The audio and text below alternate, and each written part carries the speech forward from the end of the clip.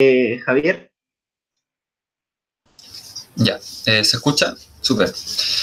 Bueno, en primer lugar, muchas gracias por la confianza y también por la instancia, ya que poder hablar sobre el tema de la masculinidad no se vuelve algo solo un ejercicio académico, sino que también debe ser una actividad militante que deberíamos estar todos juntos reflexionando y cuestionándonos para poder aplicar una orgánica y una política feminista real desde el movimiento autonomista hacia la sociedad. Más o menos lo que yo quisiera comentar desde mi experiencia es respecto a la masculinidad, eh, eh, como caracterizarla básicamente en términos materiales y históricos, dado que viene desde un contexto bastante sentido, bastante situado a lo que ha pasado dentro del mismo movimiento autonomista, en donde yo personalmente he sido testigo y he estado bien cercano a lo que pasa con las mujeres dentro del movimiento. He podido percatarme de cómo ellas se han alejado de la participación política, se han sentido violentadas dentro del movimiento, y cómo hombres también se erigen bajo ciertas condiciones que les permiten tener privilegio y protagonismo dentro del movimiento, mermando la situación de las mujeres.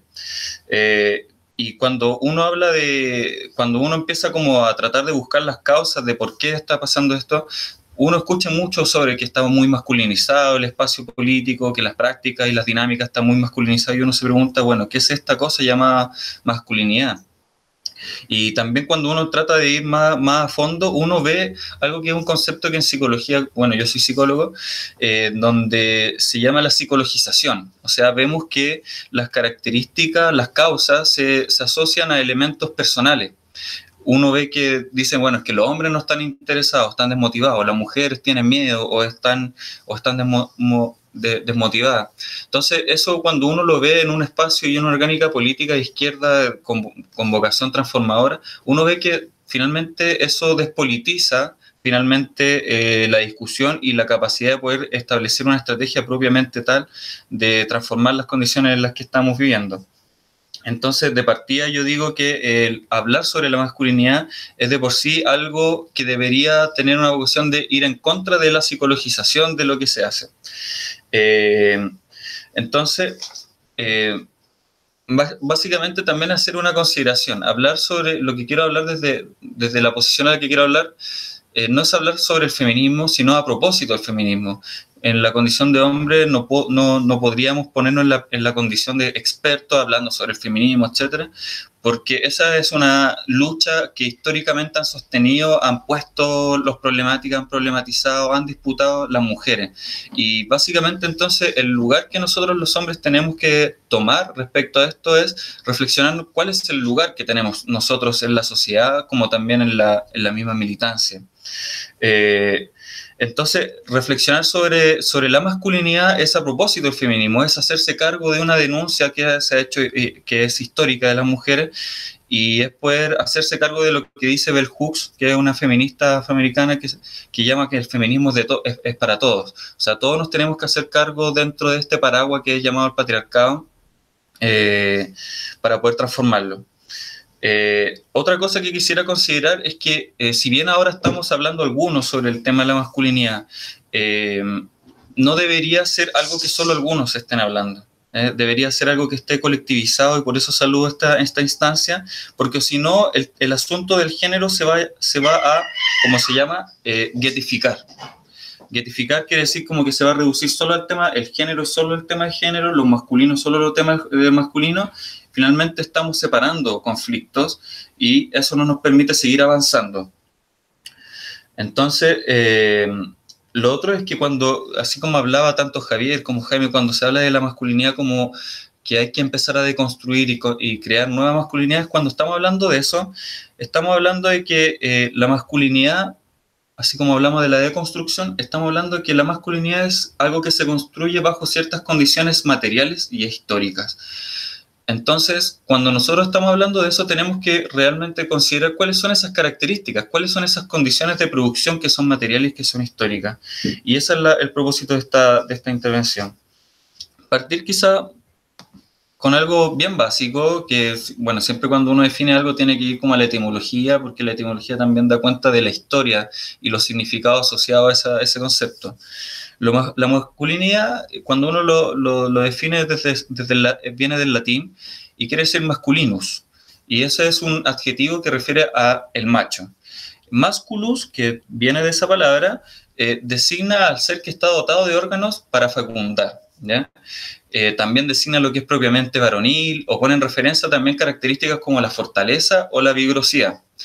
Y a propósito de lo varonil, yo empecé a buscar también, viene del latín también, que dice varo, que tiene su raíz en vir, que básicamente vir significa algo que es ágil, que es útil, y además que tiene la capacidad de poder hacerlo. ¿Ya? También deriva en otras palabras que se llama verijas, que también tiene que ver con los testículos y con la virtud. O sea, aquí cuando hacemos esta definición etimológica, nosotros nos podemos percatar que históricamente la masculinidad está asociada a elementos corporales, específicamente al órgano masculino, y asociado a la vigorosidad. Y puede que tenga que ver mucho con el contexto histórico en el cual la vigorosidad era muy importante, por ejemplo, para la guerra. La fecundidad era muy importante para poder sostener la herencia, las tierras, en donde el matrimonio estaba asociado a una transacción, donde la mujer ahí cumplía un rol básicamente de ser un objeto de comercio, o sea, era un objeto de intercambio. Entonces, por eso podemos constatar que quizás en la antigüedad y en las sociedades premodernas, la vigorosidad y la fecundación tenían elementos bastante importantes. Sin embargo, nosotros podemos constatar que actualmente la masculinidad en la modernidad tiene características completamente distintas y que tiene una cadena de significados que son distintos. ¿Ya? Antes de eso, quisiera hacer algunos conceptos que ya se han ido mencionando, ¿sí? Que en primer lugar, la masculinidad es un sujeto social, es una identidad, es algo que aglutina diferentes características y a lo cual nosotros decimos eso es lo masculino. Por lo tanto, la masculinidad es una identidad que preexiste a los individuos, no es algo que dependa de la voluntad o de la conciencia individual, sino que está asignada y desde esa identidad es que nos constituye a nosotros como sujetos. Es decir, organiza nuestra experiencia sexual, nos dice cómo debemos tener sexo, qué cosas nos deben atraer, qué cosas nos deben alejar también. Nos orienta, por ejemplo, en lo emocional, en donde, por ejemplo, sabemos que la masculinidad como hegemónica tiene que ver con excluir las emociones, con ser fuerte, etc. También nos organiza nuestras formas de creer, nuestra interacción social, etc. Entonces, por eso es importante que cuando uno evalúa las deconstrucciones o los talleres de deconstrucciones que se han puesto mucho de moda a propósito de las movilizaciones feministas, que en las tomas universitarias se hicieron bastante, y ya como que a la primera, a la segunda sesión, ya los chiquillos ya se decían como ya estoy deconstruido, uno debería mirarlo con mayor distancia, porque lo que pasa en esos talleres, y eso es algo que incluso constaté en un taller que se hizo en el movimiento a nivel de la región metropolitana, es que se pone en juego la subjetividad, ¿ya? Se pone en juego la biografía de los individuos, ¿ya? Entonces, lo que pasa ahí es algo que históricamente se puede ver incluso en los años 70, cuando los hombres empezaron a cuestionar sobre su masculinidad, que están como más a la retaguardia, o sea, es decir, nosotros vamos a dejar que las mujeres reflexionen y actúen y hagan la disputa, mientras nosotros vamos a cuestionar cómo se ha ido construyendo nuestra masculinidad. Y uno cuando ve esa dinámica histórica, uno ve que los hombres lo que hacían es, el matriarcado tampoco nos permite ejercer estos roles, también nos limitan esto otro, que es bastante autocomplaciente finalmente, y es como bastante victimizante. Y uno se podría preguntar en ese sentido, ¿cuál es el aporte real que entonces los hombres están haciendo a la lucha feminista? No, ninguno. O sea, las mujeres ahí tampoco están siendo las protagonistas, sino que los hombres están siendo protagonistas en un lugar de víctimas. Pero también uno cuando ve el proceso posterior, a través de los años 80, por ejemplo, los hombres empezaron a teorizar sobre la masculinidad, a teorizar sobre el feminismo, y empezaron a estar más o menos a la vanguardia. Entonces yo considero que ni a la retaguardia ni a la vanguardia los hombres estamos aportando al feminismo, sea cuestionándonos desde la victimización, desde la autocomplacencia o teorizando sobre este tema, tampoco estamos aportando. Entonces, volviendo un poquito a la caracterización histórica de la masculinidad, específicamente a lo que pasa en la modernidad, yo quisiera quizás caracterizarlo según lo que ha estudiado Rita Segato, que es una antropóloga feminista argentina, en donde hace una caracterización del patriarcado, ¿ya? Y me parece súper importante caracterizar primero el patriarcado antes que la masculinidad, porque la masculinidad es el sujeto del patriarcado, ¿sí? Entonces, Rita Segato lo que hace es tomar esta discusión del feminismo sobre, bueno, el patriarcado ha estado siempre o es un elemento solo de la modernidad, y toma un argumento de Lugones, donde Lugones dice que el género no existía antes de la modernidad o de la colonialidad. Pero entonces ella lo que critica es que efectivamente, y esto lo basa en diferentes estudios etnográficos, que efectivamente sí existía un patriarcado antes de la modernidad y antes de la colonialidad, solo que es un patriarcado de baja intensidad, como ella lo llama. Y este patriarcado de baja intensidad se caracterizaba donde, si bien había una jerarquización y una diferencia de roles de género, donde el hombre obviamente tomaba con más poder, tenía más control y tenía un mayor valor, la mujer igual tenía un cierto grado de poder político, y eso lo demuestra con algún ejemplo donde, por ejemplo, los hombres cuando se juntaban en las plazas, hacían su asamblea a decidir qué hacer con la decisión del pueblo, qué sé yo, después decían, ya vamos a tomar un receso, y se iban a las casas donde estaban las mujeres, y las mujeres daban su opinión, y después volvían a la aldea, y ahí daban su opinión. Entonces lo que trata de plantear ahí Rita Segato es que, si bien había una dualidad, había una diferenciación, la mujer igual estaba politizada, igual tenía un lugar, a pesar de que sabemos que está en esta condición de desigualdad. Sin embargo, cuando llega la colonialidad, cuando llega el hombre blanco, lo que hace es imponer un sistema que es binario. ¿Qué quiere decir binario? Esta caracterización numérica del 1 y el 0. Y en el 1 es donde centraliza todo el poder político, económico, social, simbólico, y que se centraliza a través de la lógica del Estado, ¿cierto? El Estado, y ahí está lo público. Y todo lo que no calza con esas características de lo público queda en lo residual, queda en el externo. Es el 0, o sea, no significa nada, no tiene ningún valor y está despolitizado.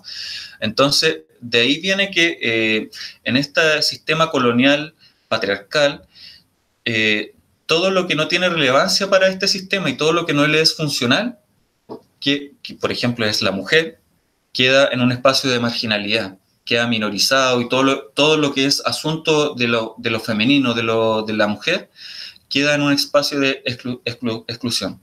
Y ahí es importante cuando uno empieza a analizar qué es lo que se centraliza, ¿ya? Porque nosotros hoy vemos, y acá acudo a una economista, una doctora en economía que es española, que se llama Amaya Pérez Orozco, que dice que actualmente el sistema social tiene en el epicentro a la economía, ¿cierto? Y ahí sitúa a un sujeto social que básicamente es una promesa. ¿Y cuál es este sujeto? Dice que es el hombre blanco, el burgués, el heterosexual, el que tiene una perspectiva androcéntrica, o sea, todo lo humano es lo más importante, y además es heterosexual, ¿ya? Y además decimos que es una promesa porque lo que hace la sociedad es decirte que si tú cumples estas características, si tú logras al menos parecerte a eso, vas a poder adquirir todos los privilegios que te trae este sistema capitalista. Lo que es una ilusión, porque sabemos que los privilegios se sustentan bajo la explotación de otra persona, ¿cierto?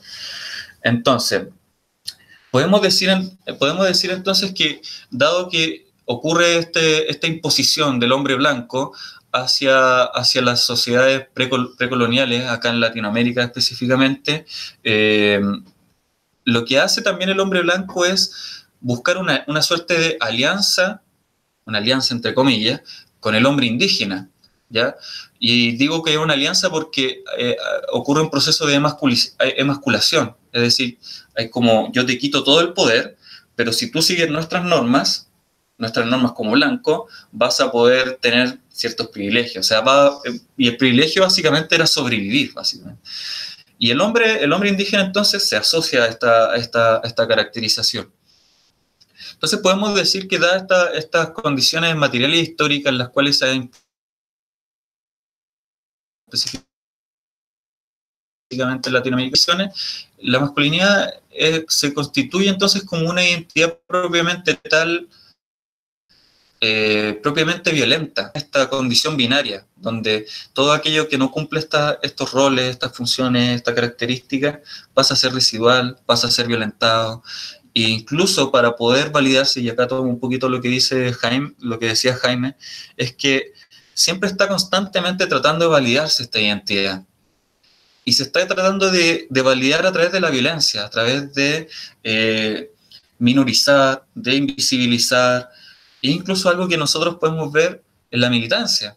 O sea, uno cuando ve en una reunión de comunal, por ejemplo, los primeros que quieren hablar son los hombres. Y es como ansioso, porque es como, ya, al tiro los hombres quieren hablar y habla una mujer y ocurre el mansplaining, por ejemplo, que tomo lo que dice la mujer y yo lo digo mejor y se queda como solo lo que dice el hombre. Entonces, es constitutivamente violenta esta identidad masculina por estas características materiales e históricas, las que se han impuesto a través de esta alianza entre el capitalismo, el patriarcado y el colonialismo.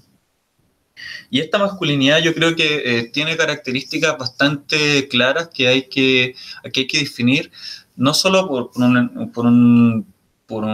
como solo por caracterizarlo, sino que si lo caracterizamos podemos subvertirlo, podemos cambiarlo. Y estas características, ya lo había mencionado un poquito Javier, es individual, es homogéneo, no permite la diversidad, es protagonista, excluye, es de una moralidad bastante rígida, y además centra todo, además de la fortaleza, que no es solo física, sino que también intelectual, también centraliza todo en lo que el hombre considera que es correcto. Entonces, de acá, lo importante es poder definir cuál es la estrategia y cuál es el rol que nosotros tenemos los hombres en la lucha feminista. Porque uno ve que el feminismo, por ejemplo, en el movimiento autonomista es más bien declarativo, más que una visión política, más que una estrategia. Creemos que solo por tener paridad en los cargos ya podríamos definirnos como feministas, cuando vemos que en la misma dinámica no lo es tal. Y así como yo creo que la estrategia que podríamos poder vislumbrar de algún modo es que si consideramos que la masculinidad es una construcción social, tenemos que cambiar cuáles son esas condiciones que construyen esa identidad social. ¿Cuáles son esas condiciones? ¿Cuáles son esos dispositivos sociales que reproducen e instalan y producen este sujeto? Y uno puede ver la familia, ¿ya? La familia como nuclearizada, ¿cierto? Que ya lo caracterizó muy bien Javier. Tenemos también la escuela, la iglesia, el mercado, como lo había mencionado anteriormente. Tenemos el Estado y sus políticas públicas, cómo define cuáles son los sujetos a los cuales acudir y proteger. Y así. Yo creo que básicamente, si identificamos esos elementos, esos instrumentos, podemos empezar a construir quizá una estrategia. Porque si bien es importante lo que dijo Javier en un momento donde hay que empezar a cambiar nuestro hábito, nuestra cotidianidad, también hay que reconocer que nuestra cotidianidad está supeditada a ciertas condiciones que van reproduciéndolo. O sea, todos estamos casi, entre comillas, obligados o explotados, podríamos decir, a tener que vivir cierto horario, cierta forma de relacionarnos para poder adaptarnos, porque si no lo hacemos, si no seguimos esa lógica, básicamente vamos a quedar cada vez más en la marginalidad. Entonces, para poder cambiar realmente nuestra cotidianidad, nuestra forma cotidiana de poder reproducir y poder relacionarnos, tenemos que también cambiar las formas, las estructuras que nos van determinando. Y una de esas estructuras tiene que ver también con la organización política. El movimiento autonomista no puede quedar ajeno de discutir sobre sí mismo, sobre la forma en cómo está organizado, sobre la forma en cómo está estructurado, sobre las normas que van rigiendo la dinámica del movimiento. Entonces, ¿qué hacer? Hay que tener una vocación de subversión feminista, o sea, transformar, querer transformar todos estos elementos. Y acá quisiera como dar dos ejemplos, básicamente, que son muy, muy atingentes al momento que estamos viviendo actualmente en el movimiento y también como a nivel nacional. Actualmente estamos viviendo la discusión sobre el tema de las municipalidades, por ejemplo. Si ir o no a la disputa institucional sobre los gobiernos locales. Y toda la discusión se ha centrado mucho en lo que es la segunda vuelta, si los pactos electorales, etc. Pero, ¿cómo aplicamos, por ejemplo, la vocación subversiva feminista? Nadie está cuestionando cómo está organizado políticamente los gobiernos locales acá en Chile. Los gobiernos locales están organizados políticamente de manera que son las características que mencioné anteriormente, centralizada en un sujeto, en el alcalde, en un caudillo, en un patrón, y nadie lo está cuestionando. O sea, saludo lo que está haciendo Char, lo que está haciendo Jadwe, ¿cierto? Que está involucrando cada vez más y colectivizando, democratizando las decisiones políticas, financieras y administrativas de un gobierno local. Sin embargo, queda la voluntad de ese sujeto, de ese individuo. No está colectivizada realmente, no hay un instrumento jurídico, no hay un instrumento legal que permita y obliga incluso a tener que hacer una comunidad, generar política de manera comunitaria. Entonces yo creo que, dado que estamos en este momento de discusión sobre la reforma de la Ley Orgánica de Municipalidades, también podríamos cuestionarnos sobre cómo está organizada la política dentro de los gobiernos locales. Y ahí podríamos hacer una estrategia propiamente feminista e instalarlo, y que no quede solo en un tema de la voluntad del alcalde. O sea, si vamos a llegar al poder, ¿para qué vamos a llegarlo? Y saber cómo lo vamos a gobernar. Y también crear instrumentos legales que nos permitan hacer una forma distinta de hacer política. Y el otro elemento, el otro ejemplo que me gustaría aportar, que tiene que ver con el proceso de congreso, ¿cierto? El proceso precongreso, que básicamente por eso estamos haciendo también estos foros, que es para crear este insumo y que estemos discutiendo sobre esto. La orgánica del movimiento autonomista, si bien apuesta a tener constantemente una democracia radical, podemos ver que igual se centraliza en los encargados políticos. O sea, sabemos que igual está centrado en lo que hacen ellos, lo que hacen algunos, y está totalmente centrado en lo que hacen también los hombres. Entonces, yo creo que también sería importante que en este proceso precongresal y en el Congreso también se pudiese discutir sobre cuáles son esas estructuras, cuáles son esas dinámicas, cuáles son esas normas que están definiendo que realmente estemos siendo, que estemos relacionándonos de una manera muy masculina, y en contraposición, qué estructura y qué orgánica podríamos proponer para ir determinando esa cotidianidad política, esa cotidianidad militante. De qué manera nosotros podemos construir la orgánica, las bases, las decisiones políticas, para que no esté centrado en un individuo, no sea violento, no sea protagonista, no sea y en contraposición sea constantemente colectivo, ¿cierto? Entonces, ¿cuál es el rol? Yo creo que debemos cumplir ahí los hombres respecto al lugar que tenemos en el feminismo. Si bien en un momento puse como que critico y con distancia los talleres de construcción, yo creo que igual es importante seguir haciéndolo. Siempre es importante estar cuestionándonos sobre nuestra condición existencial, sobre la forma en cómo nos relacionamos, sobre las cosas que pensamos, sobre nuestra biografía. Es muy importante porque habla mucho de las transformaciones a nivel individual, y si se hace de manera colectiva, mucho mejor. Sin embargo, eso va a quedar corto si es que realmente no nos ponemos en una estrategia que es política, ¿cierto? Que lleve a disputar aquella estructura. Y me parece súper importante decir eso, porque reconocemos que entonces que si queremos cambiar la masculinidad tenemos que destruir este sistema capitalista, patriarcal y colonial. Y me parece importante porque puede ser una puerta que se abre a esta dicotomía entre socialismo y feminismo, cuál es como el primero u otro, que me parece una jerarquización demasiado absurda, dado que para ambos el enemigo es el mismo, dadas las características históricas y materiales que he mencionado. Entonces, entenderlo de esta forma, y esto es como un mensaje específicamente a los hombres militantes, y como súper heteronormados, que tratan de definir como si el socialismo es primero y el feminismo después. Yo creo que, chiquillo, es algo que es muy complementario. Tanto el socialismo como el feminismo se complementan de una manera muy virtuosa. Y entonces no tenemos que olvidar esas dos estrategias, tanto la cuestionamiento y la reformulación de la condición existencial. Es importante visibilizar, ¿cierto?, estas otras masculinidades, pero también para poder abolir realmente lo que es la masculinidad, tenemos que abolir las condiciones históricas y materiales que sostienen esa identidad. Espero que entonces con esta reflexión se aporte también a las discusiones que estamos viviendo a nivel de precongreso y en el Congreso. Así que muchas gracias. Gracias, Javier. Muy bueno el aporte, este recorrido histórico sobre las masculinidades. Creo que ha sido aportado bastante.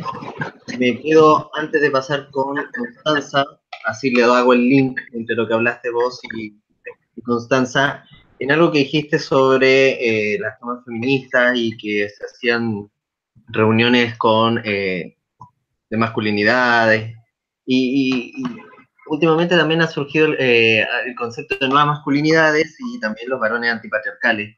Y me gusta esto de, primero, la construcción. No es que atravesas una puerta y te desconstruiste, es un proceso que dura toda la vida y es constante, porque es desconstruirte a nivel